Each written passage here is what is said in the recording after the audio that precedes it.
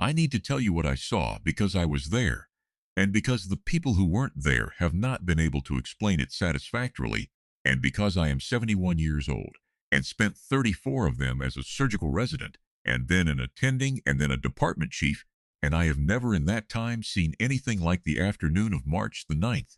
My name doesn't matter. What matters is that I was the trauma attending that afternoon when the ambulance brought in General Arthur Holloway, retired, age 78, former commanding general of an armored division, who had collapsed at a Veterans Memorial Luncheon 14 miles from St. Bartholomew Medical Center and gone into cardiac arrest in the ambulance en route. He came in at 14 minutes past 3. The paramedics had him in V-fib. The senior resident, a capable man named Cho, had managed a rhythm twice and lost it twice on the way in.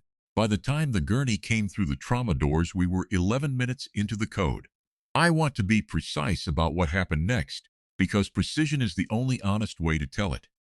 The nurse on the trauma bay that afternoon was a float nurse I had not worked with before. I have a note of her name from the shift record, Vivian Okafor. She was perhaps 28, slight white scrubs that afternoon, hair pulled back. She had been assigned to the bay that morning when my regular trauma nurse called in. I did not know her. When the general came in, she was already at the defibrillator tray. Cho called the rhythm at the monitor. He pushed epi. We cycled. Vivian Okafor moved through the bay without hurrying, the specific unhurried movement of someone who knows exactly where everything is and exactly what they are going to do with it, and positioned herself at the head of the general's gurney. I noticed this because the head position is the attending's position, and I was about to tell her to move. She said, without looking at me, "Airway is compromised. The tube placement is off by 2 centimeters. His SATs won't hold until it's corrected." I said, "I intubated that patient." She said, "The tube shifted in transport.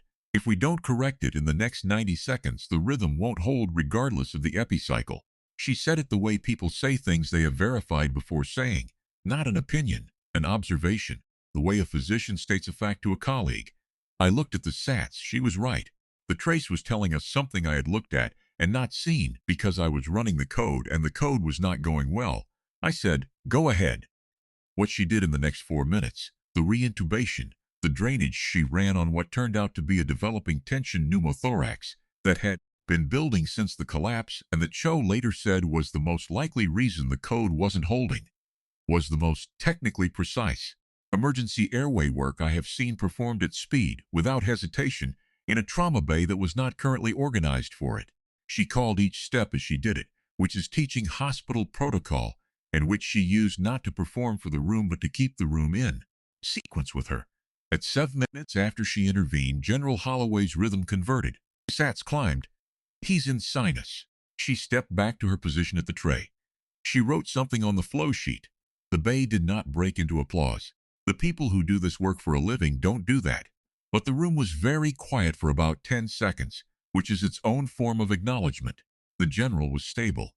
He was moved to the cardiac ICU at 4:37. At 5:42, approximately 1 hour later, 3 vehicles pulled into the hospital's front drive. They were military staff cars. From them came 8 officers in dress uniform, not the working day uniform, but the full dress kind, the ribbons and the brass that come out for state occasions and formal honors. They came into the lobby and spoke to the front desk, and the front desk called the charge nurse, who came to find me. The man in front of the group identified himself as Brigadier General Kenneth Forde. He said they were there for the nurse. I said, "Which nurse?" He said, "The one who saved General Holloway. We'd like to find her."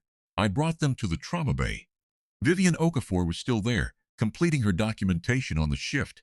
She looked up when 8 officers in dress uniform walked through the trauma bay doors. She said, "That was fast." General Forde said, "His family called us as soon as they knew he was stable." She said, "He's stable. He'll need the cardiology team to explain the pneumo. They'll want to address it." He said, "Miss Okafor, they told us what you did." She looked at him for a moment, with the composure of someone who does not fully register being told that what she did was exceptional, because to her it was not exceptional. It was what you did when you had the training and the patient needed it. He said, "You served with the 82nd Airborne as a combat medic, 2018 to 2023, Afghanistan and then the Horn of Africa. You hold a Bronze Star," she said. "I'm a float nurse. I was assigned here this morning." He said, "We know. We're here anyway." The 8 of them came to attention. They saluted her. She stood in her white scrubs with the flow sheet still in her hand and the IV trolley behind her and the defibrillator tray she had worked from 6 feet away, and she received the salute with the steadiness of someone who has earned it a long time ago and has been doing other things since. I was standing in the door of the trauma bay watching this. I am not a military man. I have no frame of reference for what it means to have a brigadier general and 7 other officers drive to a hospital in dress uniform because a nurse saved someone's life. What I can tell you is what I saw. A woman in white scrubs who had done something I would have told you was impossible at the speed she did it, standing in the same bay where she'd done it, with the people who knew her being specific and formal about what they thought that was worth. I have written about it in my clinical log. I have written it plainly with the times and the interventions and the outcomes, the way I was trained to write about things I have seen. The note ends, float nurse, unknown to the service prior to shift. Performance, exceptional. That is the clinical record. It is accurate as far as it goes. What the clinical record does not capture is the 10 seconds of quiet after the rhythm converted, when the room knew what had just happened before anyone said it aloud. What it does not capture is the way General Forde said, "We know. We're here anyway," as though there were no other thing to say. What it does not capture is the float nurse in white scrubs, still holding the flow sheet, receiving the salute of 8 men who had driven 14 miles to do it, with the straightforwardness of someone who had not waited for this and had not needed it, and was going to finish her documentation when they were done. I have been practicing medicine for 34 years. I have seen a great many things in a great many trauma bays. I have not seen that before.